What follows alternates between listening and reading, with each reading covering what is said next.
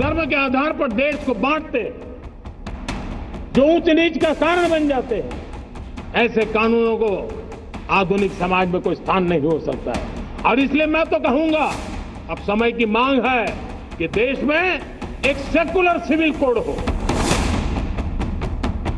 Secular civil code के मुद्दे पर इस वक्त देश में जुबानी जंग इतनी तेज हो गई है कि पीएम मोदी समेत पूरी केंद्र सरकार मौलानाओं के निशाने पर आ गई। लाल किले की प्राचीर से पीएम मोदी ने 78वें स्वतंत्रता दिवस के मौके पर कहा कि देश की मांग सेक्युलर सिविल कोड की है, जिसे लागू करना चाहिए ताकि आम नागरिकों को उनका एक समान हक मिल सके।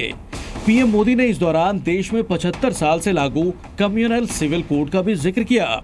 हमने कम्युनल सिविल कोड में 75 साल बिताए हैं, अब हमें सेक्युलर सिविल कोड की तरफ जाना होगा और तब जाकर के देश में धर्म के आधार पर जो भेदभाव हो रहे हैं, सामान्य नागरिक को जो दूरी महसूस होती है, उससे हमें मुक्ति मिलेगी।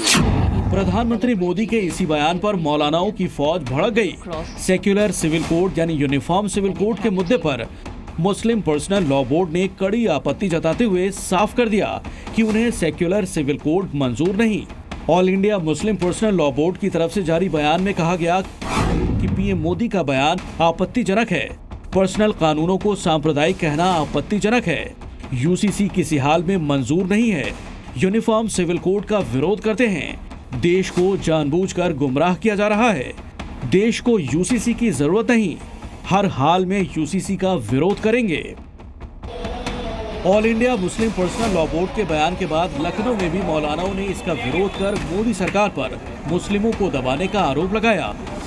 केंद्र सरकार लगातार मुसलमानों पे अटैक कर रही, कहीं यूसीसी को लेकर के, कहीं 3 तलाक को लेकर के, कहीं मदरसों को लेकर के, कहीं मस्जिदों पे लेकर के।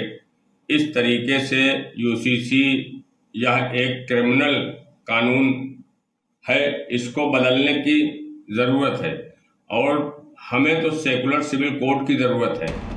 पीएम के खिलाफ मौलाना लामबंद हुए तो विपक्ष को भी अपने सियासी तीर चलाने का मौका मिल गया। कांग्रेस और समाजवादी पार्टी ने इसे बीजेपी का सियासी हथकंडा बताया।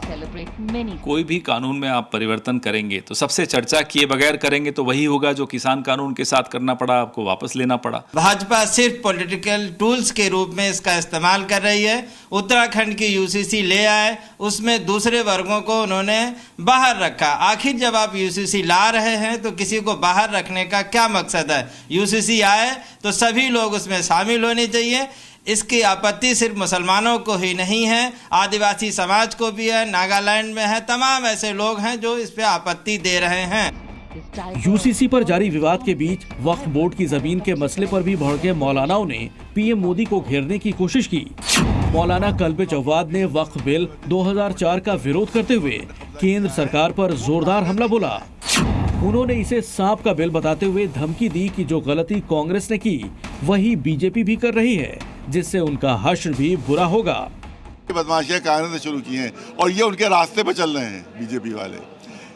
अब जितनी गवर्नमेंट प्रॉपर्टीज पर गवर्नमेंट ने कब्जा किया है वो कांग्रेस ने किया है और ये उसको डीटो कर रहे हैं।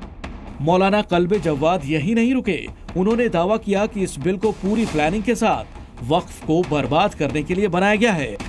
पूरा बिल जो है वो पूरा बिल में हर शिख जो है वो और हर किला जिसका जो है उससे वक्फ को नुकसान पहुंचाने के लिए, टोटल नुकसान पहुंचाने के लिए। और अगर ये बिल पास हो गया तो 90% वक्फ खत्म हो जाएंगे।